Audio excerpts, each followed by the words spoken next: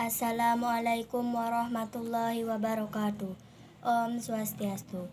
Perkenalkan, nama saya Indah Niswa. Saya kelas 6 Sekolah SD Negeri 1 Air Kuning.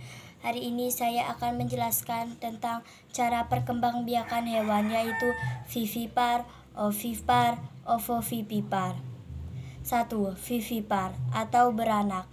Vivipar adalah perkembangbiakan hewan dengan cara melahirkan atau beranak. Pada umumnya, perkembangbiakan ini banyak terjadi pada hewan sejenis mamalia atau hewan menyusui. Contoh, sapi, kucing, anjing, kuda, harimau. 2. Ovipar atau bertelur. Ovipar adalah perkembangbiakan hewan dengan cara bertelur. Setelah bertelur, induk akan mengerami telur untuk beberapa waktu agar bisa menjadi spesies atau individu baru yang sejenis. Contoh, ayam, angsa, burung, ikan, dan katak. 3. Ovovivipar atau bertelur melahirkan.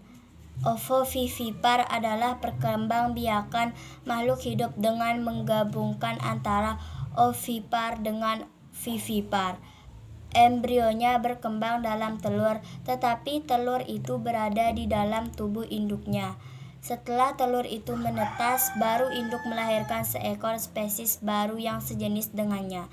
Contoh, ikan hiu, ikan pari, buaya, ikan gapi-gapi. Sekian video dari saya. Mohon maaf jika ada kekurangan. Wassalamualaikum warahmatullahi wabarakatuh. Om Santi Santi Santi Om.